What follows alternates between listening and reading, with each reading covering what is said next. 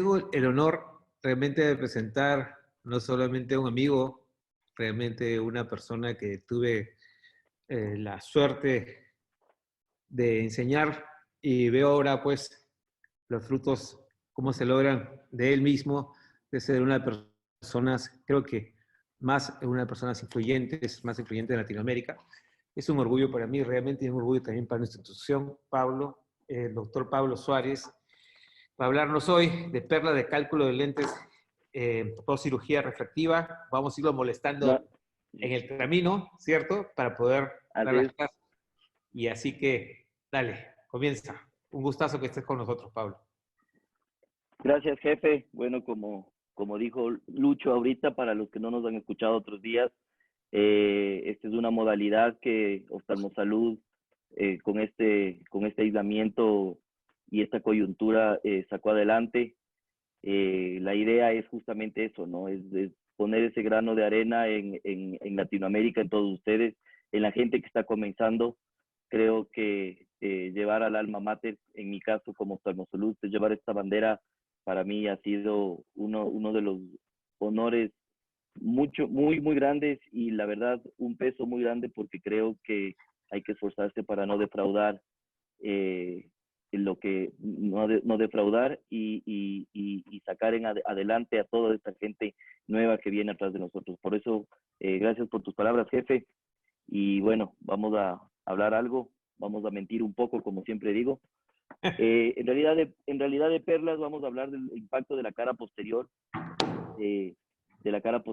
en cálculos. El otro día tuvimos el doctor Jiménez nos dio una charla muy buena que creo que ayudó para que la continuación de esta, sobre el impacto de la cara posterior y de nuevos parámetros para cálculos de lentes intraoculares.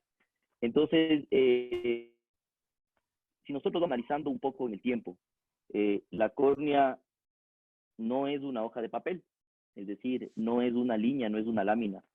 La córnea es, como vemos en el diagrama de la derecha, es como un bloc de notas, es un bloc de hojas, donde tiene muchas lamelas y es una estructura tridimensional y es una estructura sólida, lo cual tiene características. Salieron los... Ya, sigue. Pues listo, ok. Entonces la córnea es una estructura sólida, ¿no es cierto? Y si es que nosotros vemos es como esta represa hidroeléctrica, ¿no? Tenemos una cara anterior, una cara posterior, y cada vez va teniendo un poco más de importancia la cara posterior, lo cual se sabe y se cree que dentro de las presiones que genera la cara posterior puede efectuar cierta deformidad en la cara anterior. Pero sabemos que no siempre la cara posterior es lo más importante, como podemos ver también en esta gráfica. A partir del 2012 comenzamos a ver un poco el tema de cambios en cálculos, y esto es basado más que en lentes intraoculares, es cuando comenzamos a ver los diferentes y a criticar en el buen sentido de la palabra muchos de los mamogramas de anillos corneales, porque veíamos que teníamos que generar un impacto en la totalidad de las queratometrías y de las curvaturas. Entonces, en el 2012, en Abu Dhabi, ya presenté un trabajo en el cual se hizo el cálculo de astigmatismos con el Total Corneal Power y solo con el astigmatismo que analizaba el IOL Master. Entonces, nosotros vemos que en el Total Corneal Power es una ecuación de un astigmatismo general de la córnea, y en la parte de abajo tenemos lo que nos demuestra el IOL Master. En este trabajo lo que hicimos es, hicimos en un grupo de pacientes analizar el cálculo de lentes tóricas colocando en un caso el IOL Master y en un caso lo del Total Corneal Power que les había mencionado. Y este es un caso que lo presenté, no viene al caso para este, sino solo el resumen. Y si es que nosotros vemos en la parte izquierda, en la parte derecha, en el cálculo con el IOL Master, recordemos que este es el calculador del 2012 de Alcon, nos indicaba que no necesitábamos un lente tórico. mientras tanto que Galilei ya nos estaba indicando que nosotros, por lo menos haciendo un análisis total de la córnea, podemos ver que necesitábamos un lente T3. En el 2013, ya en Al-Aqsa, presentamos uno de los primeros casos de análisis de los segmentos corneales, tomando las queratometrías o colocando en los nomogramas las queratometrías como Total Corneal Power. En el 2013, José Miguel Varas comienza a hablar un poco sobre Jabal, sobre Grosvenor y sobre Remón en los ejes y en los vectores de la cara posterior, sabiendo que, imagínense, en 1890, Jabal ya tenía una idea sobre lo que era el astigmatismo y los vectores. Y ahí es donde comenzamos a tener el famoso astigmatismo con la regla y en contra de la regla. Con esas fórmulas empezamos a hacer un cambio incitado a las travesuras del doctor Varas. Comenzamos a colocar en donde salía en la parte del CIA, del Surgical Induced Astigmatism, colocamos el valor que nosotros estábamos hablando de la cara posterior para ver si es que encontrábamos alguna diferencia vectorial. En el 2017, en el 2018 comienzan toda la revolución de los cálculos y vemos aquí en esta gráfica que fue en ASCAS en Washington en el 2018 donde se presentó y comenzamos a ver que ya comienza a entrar el ray tracing, la inteligencia artificial y obviamente las combinaciones de todas las fórmulas. Y vemos que cada fórmula comienza a tener sus errores, comenzamos a ver ciertos errores en pacientes con ojos pequeños, en pacientes con ojos grandes. Sabemos que los errores y los sobreestimados dependiendo los errores refractivos, sabemos que necesitábamos hacer ciertas modificaciones.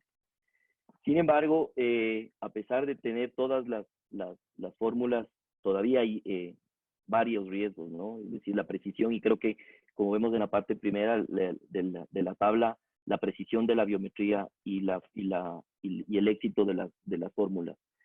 Esto nos lleva a una forma multidireccional de nosotros ver a los pacientes, porque nosotros podemos ser muy perfectos, pero el paciente también genera una demanda y es un va y viene. Nosotros tenemos que ser perfectos porque el paciente quiere ver perfecto y el paciente simplemente viene y coloca la pelota en nuestra cancha y nosotros tenemos que prácticamente satisfacer esa necesidad cuando todavía no tenemos todas las herramientas para hacerlo.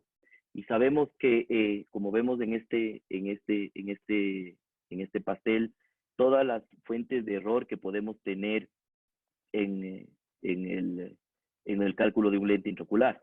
Y vemos que todavía el 36% es la posición efectiva del lente, a pesar de que las refracciones, y si es que vemos que muy poco es de los índices refractivos. Creo que conforme van pasando las épocas y van pasando la tecnología y va avanzando, vamos viendo nuestros países de necesidades o nuestros países de errores y vamos simplemente tachando las metas cumplidas y cada vez vamos encontrando nuevas metas para llegar a esa perfección. Entonces aquí tenemos varias cosas que comienzan a salir, ¿no? En el foro de Faco Elche salió un día sobre qué usan. Usan el Lengstar, usan el IOMaster, usan el Tomei. ¿Qué me compro?